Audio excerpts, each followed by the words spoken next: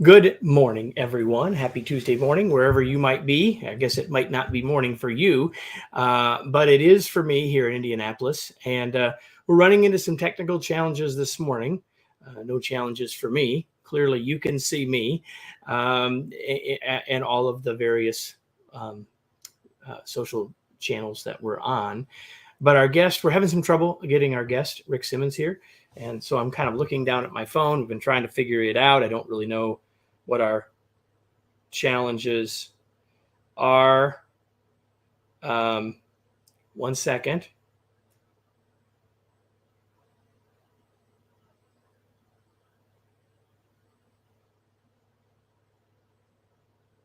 This makes really compelling viewing, I know. We're really hoping we can get him here. We've got some sort of technical challenge.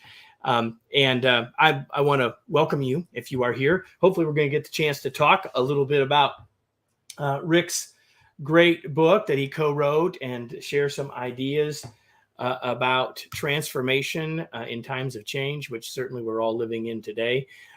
While we wait for just another minute or so, if you are here and you want to say hello in the comments, wherever you're at, tell us where you're located.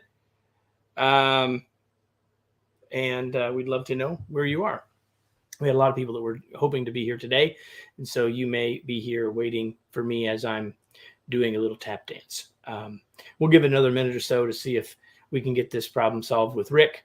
And if not, we will reschedule, I promise. And we will send a note to all of you who were signed up here to make sure that you get access to that when it in fact does happen. So I'm just going to give it another minute or so. And again, say hello, tell us where you are, and we'll go from there. We're going to give Rick another second or two, see if we can get our technical challenges ironed out. Okay.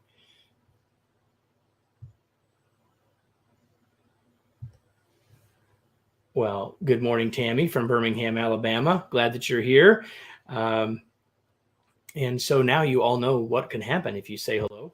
Hey, look what we have here. We have a guest. Hello, Rick Simmons. You are muted, sir.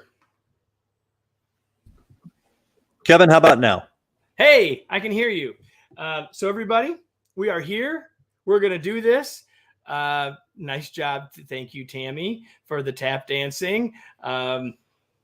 Welcome, Simona from Dusseldorf. Glad that you're here.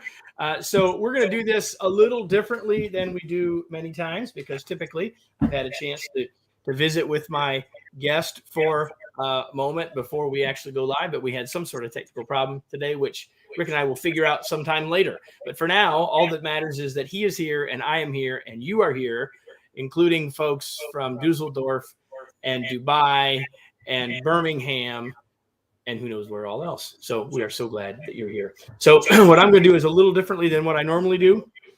And if you are joining us, you can see that we are in fact live, but you will also know that I'm getting a little bit of feedback. Rick, do you hear it? Yeah, I'm hearing me. Now you're muted, sir. You are muted. One more try, Kevin. Yeah, I don't hear it now. So that's a beautiful thing. So here's what we're going to do. I'm going to count down. So what I started to say is that this is while being live here on multiple channels, it's being recorded for the Remarkable Leadership Podcast. So what I'm going to do is I'm going to count down and we're going to actually start what will be the eventual recording for the podcast in 3, 2, 1.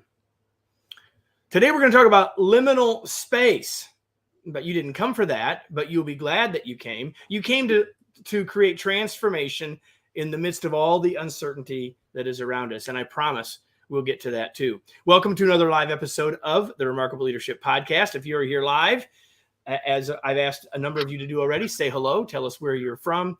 We're glad that you do that. And while you're here, imagine that you're joining my guest, Rick, and I for a cup of coffee. Share your questions, your comments, and ideas. They will make for a better conversation and eventually a better podcast episode too. And if you aren't here live, that means you are listening to this as a podcast or watching it on the podcast, but you could be live for future episodes. You can get all future live episodes and therefore interact with us and see them much sooner by joining our Facebook or LinkedIn groups. Just go to remarkablepodcast.com/Facebook or remarkablepodcast.com/LinkedIn. And today's episode is brought to you by Remarkable Masterclasses. Each masterclass is designed to help you become the remarkable leader and human you were born to be. Details on how to get on board for a specific skill or to get discounts can be found at remarkablemasterclass.com. Our guest today is Rick Simmons. You can see him here beside me if you're watching. Rick is the co-founder and chief executive officer of the Telos Institute, which helps leaders in business and industry hone their leadership skills, optimize their business strategy, and embrace change as a strategic advantage, which we're going to talk about today. He's also the co-author of the book Unleashed, Harnessing the Power of Liminal Space. Prior to finding Telos, Simmons spent 10 years in various senior strategy and sales leadership roles in the financial services industry. His co-author and co-founder is also his partner in life, Amy Simmons. She is not joining us today, but they live in Ohio and they have 4 children. And Rick is here, and the tap dancing stops and the conversation begins. Rick, welcome. So glad that you're here, sir. Kevin, it's great to be here, and thank you for your flexibility. I found myself in a little bit of technological liminal space this morning, and you're very gracious and very patient, and I appreciate that greatly. We've got folks joining us now from Zimbabwe and all the way from Tennessee. Good morning, Chris Glover, and bonjour from Montreal. And we've got Colorado. And so the water's warm. Jump in if you're here. You can tell us where you're from. Let me dive right in, Rick. Normally, I would have your book here and I would be holding it up and letting you smile. But I left it at home, not in my office, but at my home. So let's just dive right in. Hello, Scott from Ohio. I'm not going to spell it out the way you do because I'm not a Buckeye. And so I want to start by having you talk a little bit about the journey that gets you to this place. Not just writing a book, but doing all the work that you're doing. Let's just start there. Tell us a little bit about your journey, Rick. Yeah, thanks, Kevin, and good to be with you again today. I think that for most of us, we reflect back on our lives and our journey, and we realize retrospectively that there's these periods that accelerate our forward progress. We may not recognize it at the time, but there's these moments that force us into seeing more clearly, thinking more deeply, and responding more directly. And I certainly have found myself in those places on a number of occasions, both personally and professionally. And I think, it culminated in many ways as Amy and I were in graduate school, and we were in one of those curated moments, the 2-week period overseas where with our graduate school cohort, we found ourselves in some liminal space, traveling through the EU, doing some consulting work as graduate students. And we commented to one of our professors of our sister university we were spending time with there that, gosh, it felt like we were really accelerating. And it was he that sort of looked at us and said, yeah, of course, this is, a liminal space, one of these periods, as we now define it, these periods of discontinuity that creates an openness to change. And so I think that whether we look back retrospectively, as we've been in one of those accelerating periods, and I would say even today being more open to those periods and how to leverage them and harness them. But what we'll talk about, I'm sure, in a little bit, Kevin, is the opportunity to actually trigger those, to author those. But our journey was really born out of a graduate school experience where we found ourselves in one of these liminal spaces. We learned more, we grew more, we looked more deeply, and it certainly affected the path we've been on for the last 15 years. So, that I promised in the open that we would talk about this thing called liminal space. And I'm guessing that many people never heard of that. And you just sort of told us what it is. And I think that you said something really interesting about that we often can see it looking back. And so talk a little bit more about that. When we look back, again, the wonderful thing about language and about words is that oftentimes once we have a word for something, it helps us see the world in a new way. So we may not have known this word or this phrase, and so we might not have thought about the space that we were in that allowed the growth to happen. What we may remember is or recognize as the growth, or this massive change that perhaps we went through one way or another. So talk a little bit more about, and we're definitely going to talk about triggering it and moving forward and all those sorts of things, but talk a little bit more about, as we're here looking back at perhaps one of these moments, how do we know, or how do you help us dissect or pull out the liminality of it, if you will? Yeah. So, the word liminal itself is a word that Webster's defines as, betwixt and between, the threshold moment, very practically, it's even a daily situation where you're in one room, you're not quite yet in the next room, and you're in that threshold period there. You're sort of in nowhere, no man's land there. And I think we find ourselves in those periods in life many times as well, where we're it's akin, another analogy Kevin often uses, the trapeze artist, right there, to grasp the next bar, they actually have to let go of the previous bar first. And so those in between moments, and to your point, it's hard without that language or that framework to recognize when we're in one of those liminal spaces, those transition periods. And I think I would bifurcate this on a personal and a professional level. I think on a personal level, there's often, an earmark of being in that space is a subsurface feeling of fatigue or angst. And we often can't quite put our finger on it. None of us have felt that in the last 2 years.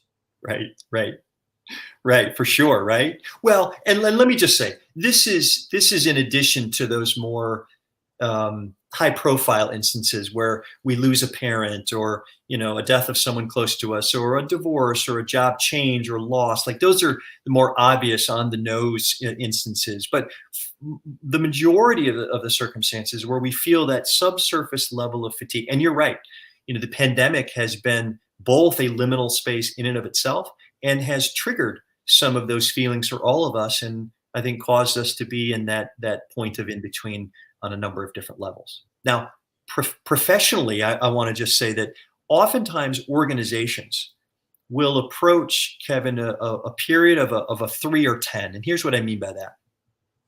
When we approach, let's say we're a $30 million business, and we continue to grow, and we approach $100 million. We've grown quickly or over time, and we approach 100 million. When we hit those 3s and 10s, we really are wise to start to reimagine how the business is constructed and how it's operated, and really reconstitute all of that. When we go from 30 employees to 100, or from 300 to 1,000, or 1,000 to 3,000, whatever it is, that the rule of 3 and 10 tends to play out pretty consistently, no matter how the degree of the scale that might exist there. So there's often an internal feeling that can be generated, but in this case, from a business context, there's often markers of growth that might indicate that we're approaching one of those transition points. Great. So in the book, you provide us a framework and a formula, really. So now that we know what we're talking about, what's the formula, and how does it help us truly create transformation? Because these moments happen, but now I think the big idea here is, what do we do with those moments, and how do we get from them what we could or can get from them? Yeah, for sure. And I'll unpack this, Kevin, in a way that distinguishes between what we'll call imposed liminal experiences and those that are curated or self-authored, as I'll say. And across the whole continuum, when we have visibility to an oncoming period of disruption or a liminal space, we actually go across the continuum of preparation, the catalyst itself, that disruptive moment or period, a period of integration, and then that final and that fourth phase, which is sustainability. Now, of course, when the 50-year flood hits, and liminality is imposed on us, we don't have a lot of time for preparation. So it really shortens that process down to a three-phase experience. But I'll, for the purposes of this discussion, talk about that full continuum from preparation to sustainability. And it's really an opportunity to get us prepared and most highly predisposed to absorb this oncoming period of transition.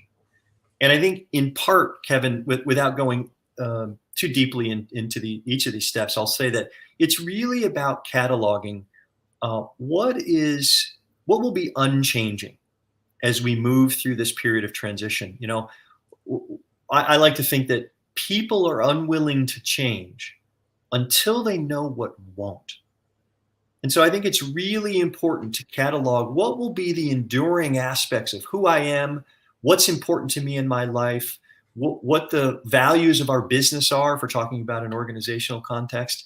And armed and equipped with that, now we become more open and predisposed to whatever the shifts or transitions that might be ahead, because we know that these core things are locked. You know, I think it's a really important point. Obviously, I'm taking some notes here. I think that many people, and lots of people like you and I who write about and teach about and consult and coach about change, miss the point that you just made. And that is, we need to help people see what's not changing. Yeah. Because when we make all of the conversation about the change and here's what's happening and here's why it needs to change, we have all this great communication, even if we do that really well, then all of our brain or amygdala and everything goes to, oh, it's changing, oh, it's changing, oh, it's changing, when it's often relatively small in the big picture perspective, relatively small amount of things that are changing. And if we can have that foundation that we can rest on and we can lean against, then we are in a much better position to deal with what is in fact changing. You want to add any more to that? So well said, Kevin. I beautifully said.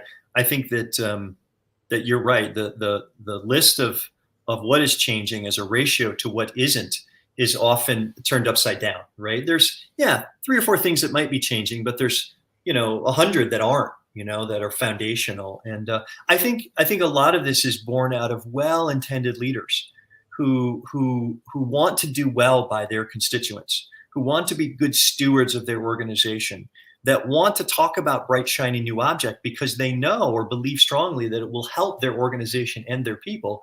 But I think that they're wise to lead with what's enduring, give them and their organizations or themselves firm footing, get knees bent, shoulder width apart, so that when we introduce the 2 or 3 things that will shift, we're ready for that.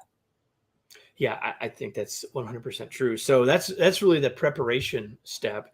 Talk a little bit about the other, maybe at sort of a high level, the other 3 steps in the model. Yeah, the catalyst is, again, whether we're curating it and authoring it, which could be a change in facility. We have a client that's building a new corporate headquarters. That is a liminal space in and of itself. And so, how do we use an object in motion tends to stay in motion, right? People in motion tend to stay in motion. So how do we use this gelatinous environment that we've now created, and it will close, at soon enough. But how do we use that to introduce additional changes, because people are more in motion now? And I think that's really about the catalyst. How do we see this as an opportunity, not only to manage our way through whatever the specific disruption is, but to use it as an opportunity to consider other things we've been hoping to make shifts on that we've never been able to get access to because everyone's just locked in and sort of dug in. Okay, so how do we juxtapose that? There's Kevin's fancy word for this morning. How do we juxtapose that with the sort of research proven fact that there's only so much change we can handle at a given time, right? And in fact, oftentimes that's the explanation / excuse people will use. Well, we can't change anymore right now. There's just too many changes happening. So what you're actually saying is, hey, use that momentum of the change moment to actually perhaps create other change. How do you make sure you're finding the optimal tension, number one? And then number two, how do you not let that become the excuse du jour for people? Yeah. Wonderful question. And I think that, the core of this is that human beings wonderfully so, are pattern recognizing, mimicking machines. And so it's really the business case for why, when disruption it falls upon us, why we really want to leverage those opportunities. Because left to the day to day, it's very hard to break human beings out of the patterns and the habits that they recognize and impart on an ongoing basis. So we know that this creates an open window for us to again, this gelatinous phase that we're now open to. But you make an excellent point. Even too much water will kill you, Kevin. So like, I think there's real merit. Inside, not even just outside. Yeah. It's easy. Like too much Right. water around us, it's easy. Right. But Inside even inside, out. right? Right. So I think it's a very fair point, to understand that introducing or dosing in too much change actually paralyzes us. And we may talk more about this later, but we'll often use new physical surroundings. We take senior leaders to bucket list type destinations around the world: Kilimanjaro, Patagonia, Iceland, the Grand Canyon, and we use those physically disrupting experiences to take them to their red line, so to speak. But when you take them beyond the red line, then they stop processing. They stop being able to integrate some of that learning. So what we tell leaders and organizations is introduce and test, right? Meaning, introduce a new change concept. If there seems to be a readiness there for the organization or that team or that individual, then introduce again and test. And I think this is where the intersection of art and science, culminates in what we call organizational development, because there is no one size fits all formula here for that. So we encourage leaders to introduce and test meaning test their ability to metabolize that new concept, integrate it. We'll get to integration and sustainability in a minute, but I think that's really the formula for seeing how much change we can introduce. So let's do that. Let's talk about those last two pieces. Yep. real quickly. So integration and sustainability. Yeah, so I think what we've learned from individuals and teams and organizations is the real opportunity here is to take these disruptive catalyst moments and make meaning of them. And so I think that it's important to be deliberate and thoughtful about what did we learn from that disruptive period? What do we know as an organization that we do well, that we don't do well? How did we manage through that catalyst experience in a way that was optimal or suboptimal? And I think that's really about, most of us want to just get through that catalyst, whatever that disruptive period was, and go back to normal, right? And I'll use the pandemic as an example. How many times I've heard, as I'm sure you have from neighbors and friends and family, when are we going to be back to normal? Guess what? The world will never be free, either in memory or in reality, of what has happened over the last 2 years. And oh, by the way, what we learned from it, right? Exactly right. So taking that thoughtful and deliberate period, that after action opportunity to assess, what did we learn? What do we know? And how do we want to integrate this into our new way of being because of it? And that's a step that's often overlooked and seen as a nice to have, but not a must have. We think it's an absolute must have. Perfect. So, we've sort of talked this through, and we've talked about how to use these situations, right? And obviously we can self-author or curate them, as you said, which gets us to the next point of, can we actually decide we want to create them? Like, we want to intentionally trigger them. Like, first of all, can we? And secondly, why would we want to do that? Because, there's all this angst and pain and stuff that goes with all the change. And so can we intentionally trigger liminal space? And if so, why would we want to? Yeah. And this is where often in a conversation like this, Kevin, the streak of pragmatism is rearing its head, in my psyche, because, these new terms like liminal space, and, you can talk about this at a macro level. And, your question reminds me of a personal experiment I did 7 or 8 years ago, whereby I dedicated myself to driving no faster than the speed limit for 2 weeks, not in a single moment, whether I was on time or late or what, was not going to drive over the speed limit. Now, those that know me a bit know that I generally drive no slower than the speed limit most times. So this was a stretch. Well, and a stretch and what I would call a break in pattern, which is really what a liminal space is. And Kevin, do you know that I saw things, I experienced things, I considered things that I had never considered on routes that I had taken 1,000 times. So simply changing the pace at which I moved through my daily life was a personal experience and a form of liminal space that was incredibly insightful for me. So, I just want to encourage. Can I just say something? I wasn't living that with you, and I'm not going to ask you how fast you drive now, but I am going to say this, that my belief as to why some of that happened is because you had to be present. Yeah. You had to be present to make sure you weren't going over 45, 55, whatever it happened to be. Yep. And as it turns out, in the state of Ohio, that's probably not a bad idea. Just saying, to stay there. But by being present for that, you were able to be present for everything else, which there's a pretty big lesson there in and of itself. I know I interrupted you, but I thought that was too important to let slide. No, I'm glad you did. I 100% agree. And I would just, add the adjacent component that because I was changing my pattern in one means, I was open to changing how I was thinking and being in other ways without having to be so deliberate about it. Presence being one of those. What I was looking at. I mean, I was going through those routes at a pace that was far different. So I was recognizing different things. Notice, everybody, not just a little different, far different, he said. We are learning more about Rick and his driving habits without him even realizing it. As a percentage. As a percentage. Fair enough. Okay, so maybe that says, yes, we can intentionally trigger it. And now we would probably all say it often is just a decision that we make that, maybe, whatever that might be. I'm a big proponent of, and have written much about the idea of having an intentional learning goal. Like, I'm going to intentionally say, I'm going to work on this thing or practice this skill for the next, 30 days, 60 days, 90 days, whatever it is. And that's a way of doing this, to be the intentionality piece of that.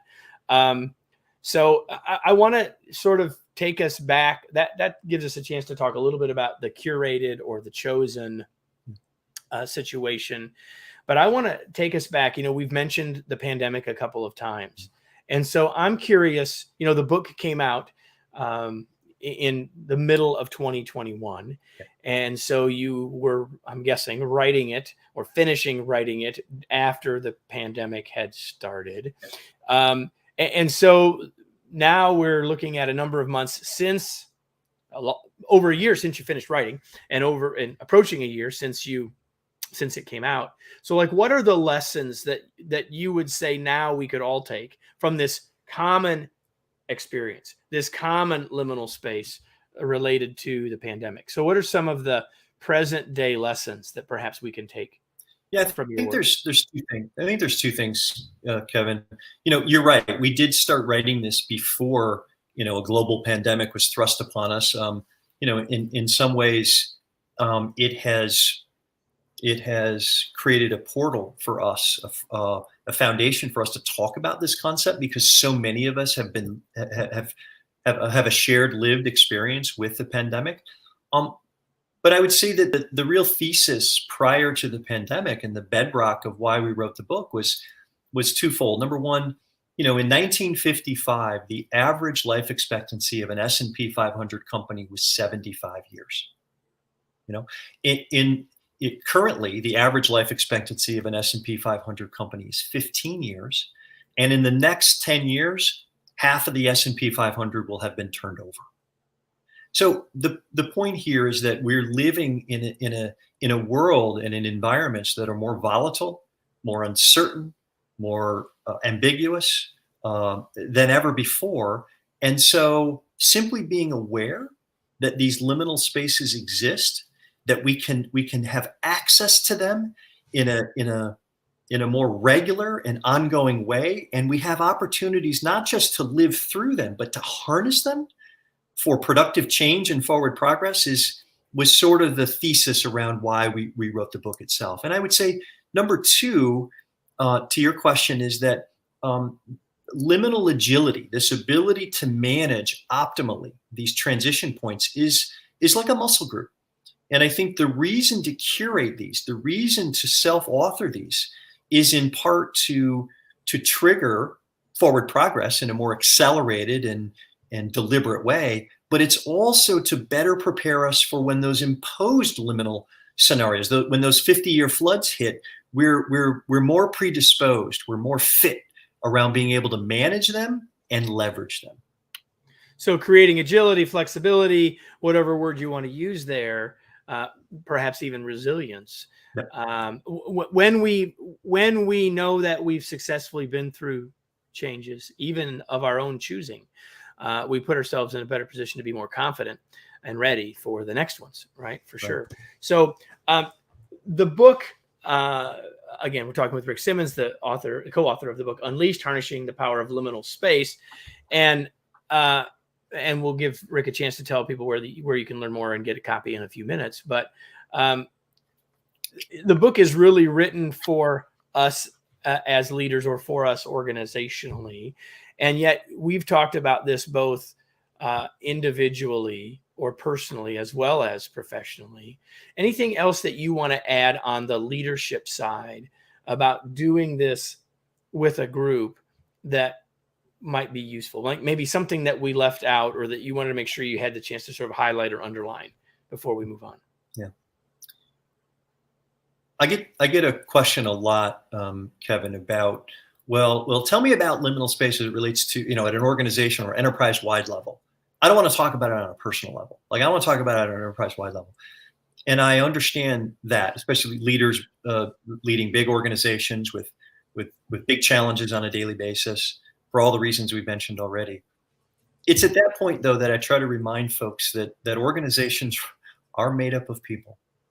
And one of the surest ways to create followership is to build this muscle group around the ability, personally, as leaders, to identify, to manage, and to harness these transitional moments. It is not only the path towards leading effectively, it's the path towards signaling to your team, to your entire organization, that following you is the right thing to do. So you just raised an important point, and that is that as leaders, we are all role models. And you're just saying we need to add our ability and our willingness to change to that list of things that we're role modeling, and to which I would 100% agree, Rick, 100%. I want to ask a couple of questions as we sort of round the bend here and start to close up. A couple of things that I ask pretty much everybody that joins me here for these podcast episodes. And the first one is, like, what do you do for fun? Like, I'm sure you like your work. It's pretty clear that you do. But what do you do, Rick, for fun? Yeah, I don't want to overshare here, but there's two things. I do feel a responsibility to be in the business of testing my own edge. If I'm going to be on widely broadcast shows like yours and talk to your listeners about being open to testing their own edge, I feel a personal sense of responsibility. So, in an athletic sense, I regularly test my own edge, and I'm a runner and an athlete in different ways. So, testing and challenging myself from an athletic perspective is certainly something that I make part of my regular rhythm, and something I enjoy doing.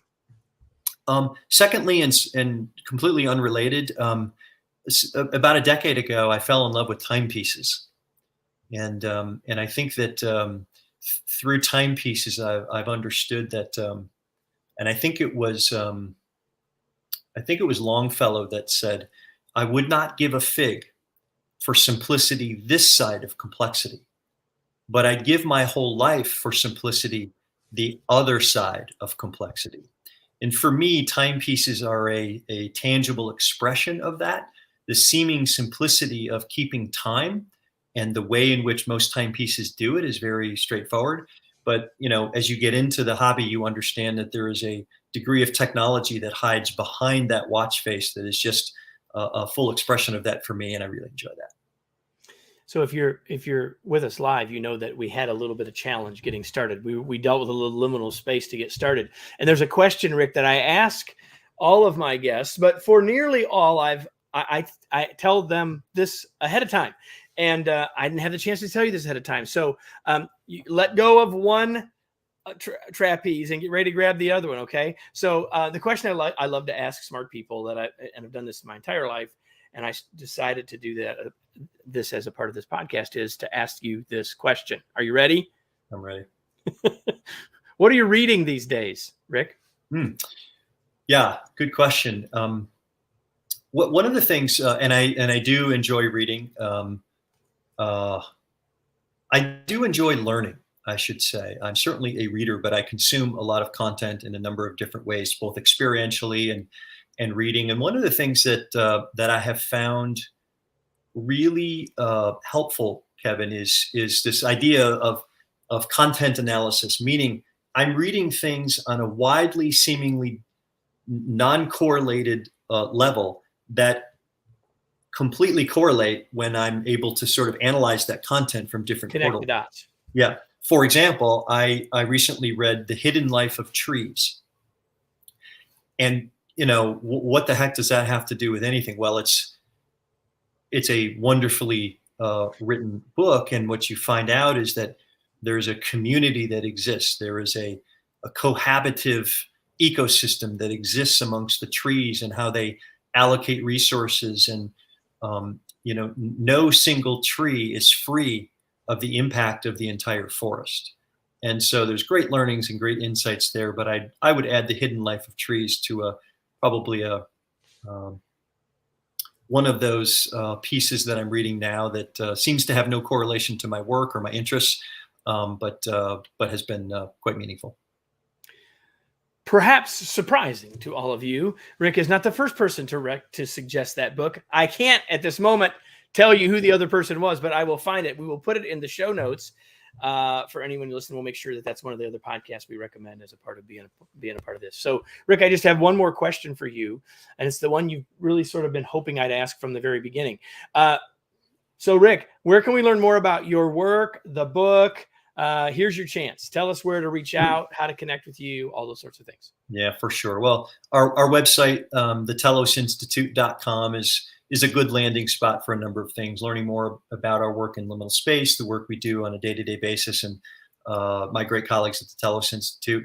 It's also a portal to access our podcast, which is Unleashed, Harnessing the Power of Liminal Space, as well as access our book, which is by the same title. And you can find Unleashed on all of your favorite book buying platforms, Amazon, Books A Million, Barnes & Noble, et cetera, et cetera. So there, and certainly via LinkedIn, our company profile on LinkedIn, and certainly my personal profile. I welcome anyone to reach out. I enjoy connecting on LinkedIn as well. And that's where some of you are watching, and you can find Rick pretty easily if that's where you're watching. And if you type in Rick Simmons into LinkedIn, you'll find him. I promise you, because I did it once. Anyway, so before we go, everybody, I've got a question. I'm done asking Rick questions. I'll thank him in a second.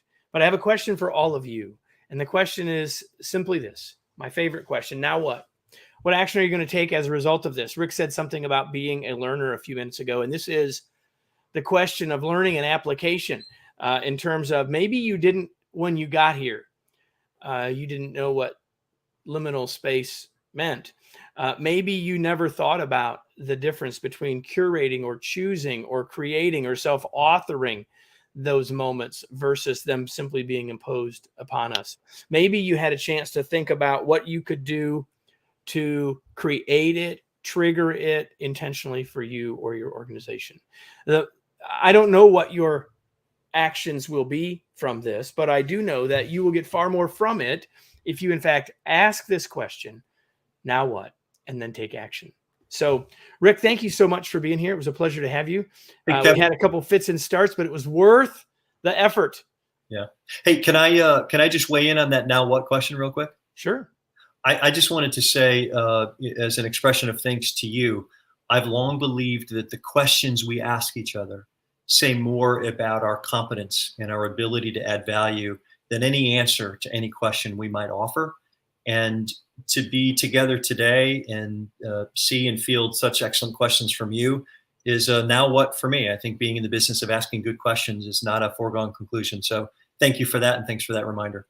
It's my pleasure, and it's my pleasure as always to be with you all every week. So if this is your first time with us, why? You can fix that by changing it for next week, because if every week there's a new episode, there's a big long back catalog for you to go back and listen to. We'd love to have you do that. But man, we'd love to have you back next week for another episode of the Remarkable Leadership Podcast. Thanks, everybody.